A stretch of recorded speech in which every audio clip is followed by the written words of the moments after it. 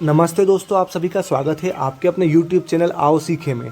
दोस्तों, हम संविधान का 30 महत्वपूर्ण प्रश्न लेकर आए हैं। दोस्तों, यह प्रश्न बार बार परीक्षा में पूछे जाते हैं, आप इन्हें अच्छे से तैयार करें। दोस्तों, आज की वीडियो का पहला प्रश्न है, राष्ट्रपति अपना इस्तीफा किसे संबोधित करके देता है? आपके ऑप्शन है उपाध्यक्ष, प्रधानमंत्री, अध्यक्ष लोकसभा या फिर सुप्रीम कोर्ट के मुख्य न्यायाधीश। दोस्तों, इसका सही आंसर है उपाध्यक्ष। दोस्तों, यहाँ पर उपाध्यक्ष की जगह आप उपराष्ट्रपति करें, ये थोड़ा सा प्रिंटिंग मिस्टेक है। यहाँ पर सही आंसर है उपराष्ट्रपति। अगला प्रश्न है दोस्तों, निम्नलिखित में से किसने सबसे कम समय के लिए भारत के राष्ट्रपति के रूप में कार्य किया था? आपके ऑप्शन है शंकर दयाल शर्मा, प्रणब मुखर्जी, प्रतिभा पाटिल या फिर डॉक्टर जाकिर हुसैन। दोस्तों, इसका सही आंसर है डॉक्टर जाकिर हुसैन। अगला प्रश्न है, भारत सरकार का कौन सा अधिकारी सदस्य न होते हुए भी भारतीय संसद की कार्यवाही में भाग लेने का अधिकार रखता है? दोस्तों, आपके ऑप्शन है भारत का उपराष्ट्रपति, भारत का अटॉर्नी जनरल, नियंत्रक एवं महालेखा परीक्षक या फिर चुनाव आयुक्त। दोस्तों, इसका सही आंसर है भारत का अटॉर्नी जनरल। दोस्तों, यह वाला प्रश्न MPPSC मुख्य परीक्षा के 3 नंबर के प्रश्न में पूछा गया था। अगला प्रश्न है, भारत के राष्ट्रपति किसकी सलाह पर किसी राज्य के राज्यपाल की नियुक्ति करते हैं?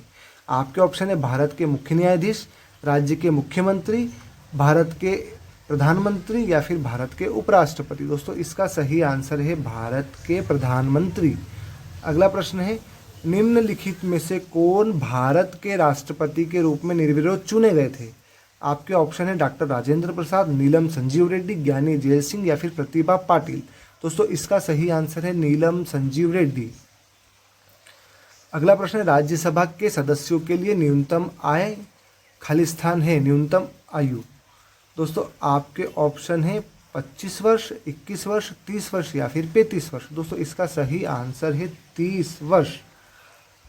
अगला प्रश्न है दोस्तों, भारत का राष्ट्रपति लोकसभा का कार्यकाल पूरा करने से पहले भंग कर सकता है? मुख्य न्यायाधीश की सलाह पर, उपराष्ट्रपति की सलाह पर, लोकसभा अध्यक्ष की सलाह पर या फिर प्रधानमंत्री की सलाह पर?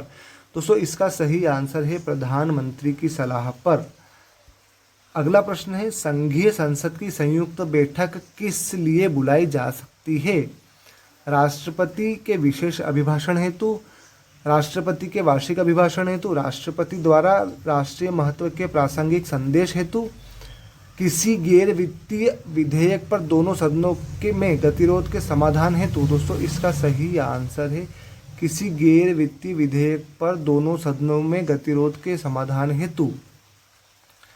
लोकसभा द्वारा पारित धन विधेयक राज्यसभा द्वारा भी पारित मान लिया जाता है यदि उच्च न्यायालय उस पर किस समय सीमा में कार्य संपादन न कर सके? आपके ऑप्शन है 10 दिन, 14 दिन, 30 दिन या फिर 40 दिन। दोस्तों, इसका सही आंसर है 14 दिन। अगला प्रश्न है, निम्नलिखित में से कौन यह तय करता है कि कोई विशेष विधेयक धन विधेयक है या नहीं? राष्ट्रपति, लोकसभा के अध्यक्ष, राज्यसभा के सभापति या फिर वित्त मंत्री? दोस्तों, इसका सही आंसर है लोकसभा के अध्यक्ष। अगला प्रश्न है, निम्नलिखित में से किस गैर संसद सदस्य को संसद को संबोधित करने का अधिकार है? आपके ऑप्शन है भारत का महान्यायवादी, भारत का सॉलिसिटर जनरल, भारत के प्रधान न्यायाधीश या फिर भारत का निर्वाचन आयुक्त। दोस्तों, इसका सही आंसर है ऑप्शन है भारत के महान्यायवादी। दोस्तों, महान्यायवादी को संसद के कार्यों में भाग लेने का अधिकार है। अगला प्रश्न है, वित्त आयोग का गठन कितनी अवधि के लिए होता है? 2 वर्ष, प्रति वर्ष, 5 वर्ष, राष्ट्रपति की इच्छा अनुसार, जब और जैसे? दोस्तों, इसका सही आंसर है 5 वर्ष। अगला प्रश्न है, निम्न श्रेणियों में से किसके विधेयक केवल लोकसभा में ही प्रारंभ किए जा सकते हैं? आपके ऑप्शन है सामान्य विधेयक, निजी सदस्य का विधेयक, वित्त विधेयक, संविधान संशोधन विधेयक। दोस्तों, इसका सही आंसर है वित्त विधेयक। अगला प्रश्न है, पंचवर्षीय योजना के मसौदे का अनुमोदन अंतिम रूप से कौन करता है? योजना आयोग, राष्ट्रपति, राष्ट्रीय विकास परिषद या फिर संसद या राज्य विधानसभाएं? दोस्तों, इसका सही आंसर है राष्ट्रीय विकास परिषद। अगला प्रश्न है, लोकसभा में कोई भी धन विधेयक निम्न में से किसकी पूर्वानुमति लिए बिना प्रस्तुत नहीं किया जा सकता? उपराष्ट्रपति, राष्ट्रपति, प्रधानमंत्री या फिर वित्त मंत्री? दोस्तों इसका सही आंसर है राष्ट्रपति। अगला प्रश्न है, राज्यसभा का सदस्य होने के लिए किसी भी व्यक्ति की उम्र कम से कम खाली स्थान होनी चाहिए?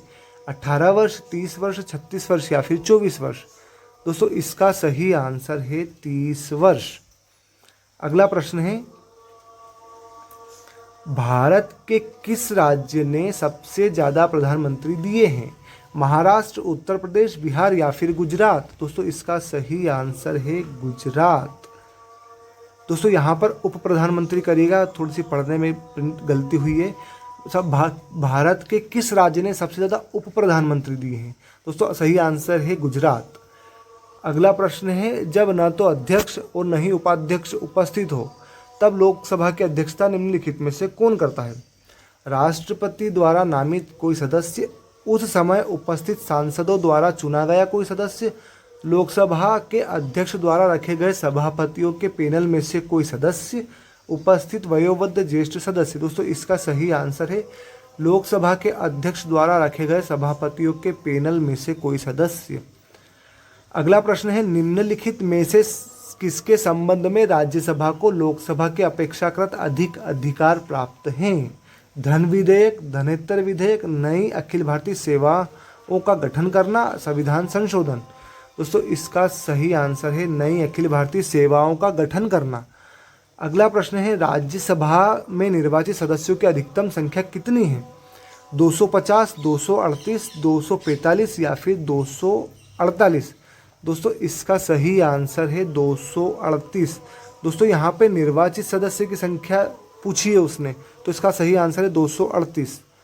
अगला प्रश्न है, भारतीय संसद में शामिल है लोकसभा और राज्यसभा, केवल लोकसभा, राष्ट्रपति और लोकसभा, राष्ट्रपति, लोकसभा और राज्यसभा? दोस्तों इसका सही आंसर है राष्ट्रपति, लोकसभा और राज्यसभा। अगला प्रश्न है, संसद के दोनों सदनों का संयुक्त अधिवेशन कब बुलाया जाता है? केवल राष्ट्रीय आपात की स्थिति में, जब एक सदन द्वारा पारित विधेयक दूसरे सदन द्वारा अस्वीकार कर दिया गया हो, एक सदन द्वारा अनुमोदित कर दूसरे सदन द्वारा अस्वीकार किया गया हो, ऑप्शन बी और सी दोनों? दोस्तों इसका सही आंसर है ऑप्शन बी और सी दोनों। जब एक सदन द्वारा पारित विधेयक दूसरे सदन द्वारा अस्वीकार कर दिया जाए, एक सदन द्वारा अनुमोदित कर दूसरे सदन द्वारा अस्वीकार कर दिया जाए। अगला प्रश्न है, हर 5 वर्ष के बाद वित्त आयोग का गठन कौन करता है? मंत्रिपरिषद, संसद, राष्ट्रपति या फिर नियंत्रक एवं महालेखा परीक्षक? दोस्तों इसका सही आंसर है राष्ट्रपति। अगला प्रश्न है, भारतीय संसद में कोई विधेयक प्रवर समिति को भेजा जा सकता है? प्रथम वाचन के बाद, दूसरे वाचन के बाद, दूसरे वाचन के दौरान, सामान्य चर्चा के बाद, अध्यक्ष के विवेक से किसी भी अवस्था में? दोस्तों इसका सही आंसर है अध्यक्ष के विवेक से किसी भी अवस्था में। भारतीय संसद किसी राज्य के नाम या सीमा में परिवर्तन कर सकती है? सामान्य बहुमत द्वारा, पूर्ण बहुमत द्वारा, मत देने वाले सदस्यों के 2/3 बहुमत द्वारा, मत देने वाले सदस्यों के 2/3 बहुमत और सदस्यों की कुल संख्या के पूर्ण बहुमत द्वारा? दोस्तों इसका सही आंसर है सामान्य बहुमत द्वारा। अगला प्रश्न है, संसद के दोनों सदनों का सत्रावसान करने का अधिकार किसके पास है? राष्ट्रपति, उपराष्ट्रपति, प्रधानमंत्री या फिर लोकसभा अध्यक्ष? दोस्तों इसका सही आंसर है राष्ट्रपति। अगला प्रश्न है, संसद सदस्यों को देय वेतन और भत्तों का निर्णय किया जाता है? राष्ट्रपति द्वारा, मंत्रिमंडल द्वारा, संसद द्वारा या फिर वित्त आयोग द्वारा? दोस्तों इसका सही आंसर है संसद द्वारा। अगला प्रश्न है, संसद को भंग करने के लिए कौन सक्षम है? राष्ट्रपति, विपक्ष के नेता की सहमति से मंत्रिमंडल, संसद के दोनों सदनों में संकल्प द्वारा? कोई भी नहीं। दोस्तों इसका सही आंसर है कोई भी नहीं। अगला प्रश्न है, राज्यसभा में राज्यों को प्रतिनिधित्व किस प्रकार दिया गया है? सभी राज्यों की समानता, जनसंख्या के आधार पर, राज्य के विकास की स्थिति के आधार पर, जनसंख्या एवं विकास के आधार पर? दोस्तों इसका सही आंसर है जनसंख्या के आधार पर। अगला प्रश्न है दोस्तों, यह इस वीडियो का अंतिम प्रश्न है। आप हमें कमेंट करके जरूर बताएं कि आपको वीडियो कैसा लगा। प्रश्न है, लेखानुदान का अर्थ है विनियोजन विधेयक पर विधायी स्वीकृति, वित्त विधेयक पर विधायी स्वीकृति, CAG द्वारा प्रस्तुत लेखों तथा लेखा परीक्षक की रिपोर्ट पर विधायी स्वीकृति, वियोजन विधेयक के पारित होने पर अनुदानों के लिए मांगों के संबंध में व्यय करने के लिए विधायी स्वीकृति द्वारा। दोस्तों इसका सही आंसर है ऑप्शन डी, विनियोजन विधेयक के पारित होने पर अनुदानों के लिए मांगों के संबंध में व्यय करने के लिए विधायी स्वीकृति।